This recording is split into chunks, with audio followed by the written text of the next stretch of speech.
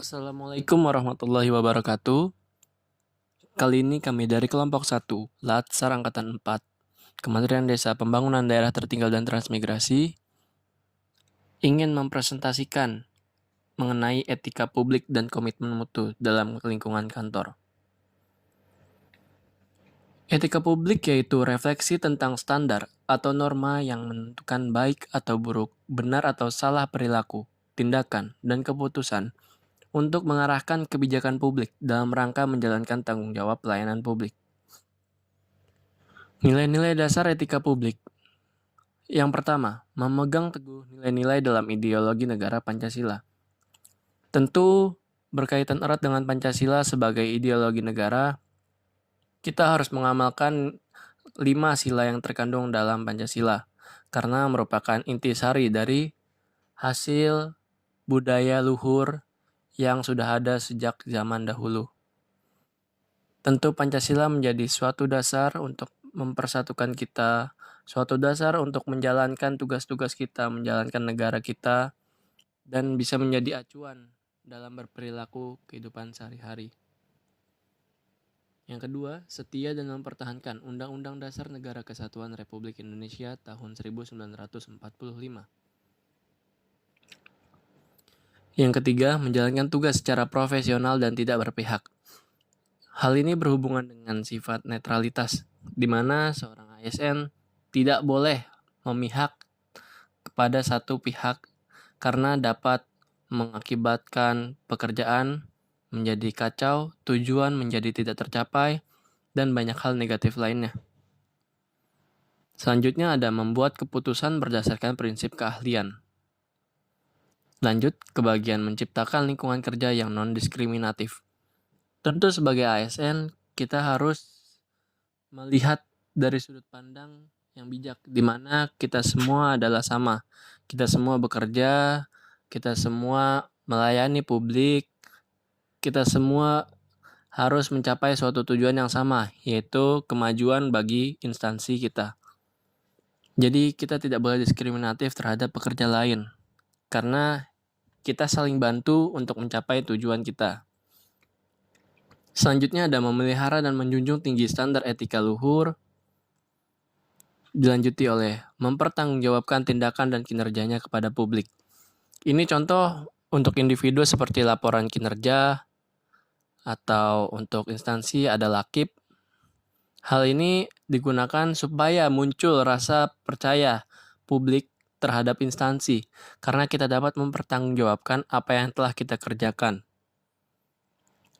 Selanjutnya ada memiliki kemampuan dalam melaksanakan kebijakan dan program pemerintah. Tentu hal ini penting, karena segala sesuatu yang sudah ditetapkan, kita harus memiliki kemampuan untuk menjalankannya. Apabila tidak bisa menjalankannya, tujuan yang akan kita capai tidak bisa tergapai oleh kita. Lanjut ke poin berikutnya ada memberikan layanan kepada publik secara jujur, tanggap, cepat, tepat, akurat, berdaya guna, berhasil guna, dan santun. Selanjutnya ada mengutamakan kepemimpinan berkualitas tinggi. Tentu seorang pemimpin harus menjadi contoh yang baik bagi bawahannya, bagi rekan-rekan yang berada di bawahnya. Apabila seorang pemimpin sudah mengarah ke hal-hal negatif, maka akan menjadi panutan, akan menjadi acuan bagi bawahannya. Maka dari itu, bagi seorang pemimpin harus profesionalitas, integritas, dan dapat bertanggung jawab. Lanjut ke poin berikutnya ada menghargai komunikasi, konsultasi, dan kerjasama. Lalu, mengutamakan pencapaian hasil dan mendorong kinerja pegawai. Ada juga mendorong kesetaraan dalam pekerjaan dan meningkatkan efektivitas sistem pemerintahan yang demokratis sebagai perangkat sistem karir. Masuk ke materi komitmen mutu. PNS sebagai pelayan publik dituntut untuk dapat memberikan pelayanan publik yang efektif, efisien, inovatif, dan berorientasi mutu. Aktualisasi nilai-nilai dasar komitmen mutu. Yang pertama, orientasi kepada publik. Orientasi kepada mutu bekerja secara baik dan benar. Lanjut, sikap dinamis, proaktif, dan inovatif. Sebagai ASN tentu kita harus inovatif, memberikan perubahan-perubahan di dalam lingkup pemerintahan untuk diberikan kepada publik sebagai bentuk tindak nyata. Selanjutnya ada cara kerja tim kolektif sebagai satu kesatuan proses untuk melayani masyarakat. Kita tentu harus bekerja sama dalam lingkup pemerintahan sebagai pelayan publik, karena kita sebagai manusia tidak bisa bekerja secara individual. Kita membutuhkan orang lain untuk mencapai tujuan kita, tujuan bersama. Sekiranya ada contoh-contoh dalam hal komitmen mutu dan juga dalam hal etika publik. Contoh-contoh dari etika publik yaitu yang pertama ada tidak menggunakan fasilitas kantor untuk keperluan pribadi. Yang kedua, tidak memanipulasi absensi di kantor. Walaupun mungkin di kantor kita absennya manual, tapi kita bisa tetap menjaga integritas kita untuk absen sesuai jam kedatangan kita dan jam kepulangan kita.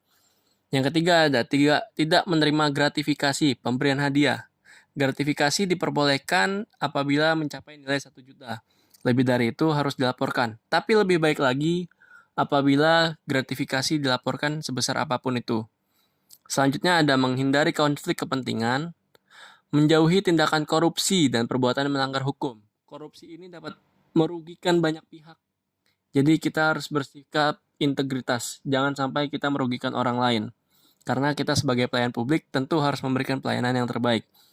Yang terakhir ada tidak memberikan informasi rahasia kepada orang yang tidak berhak. Tentu, rahasia umum itu harus dibedakan dengan rahasia instansi. Rahasia, istilahnya rahasia perusahaan. Kita tidak boleh menyebarkan keburukan dari perusahaan kita. Kita harus perbaiki keburukan itu, bukan untuk disebarkan.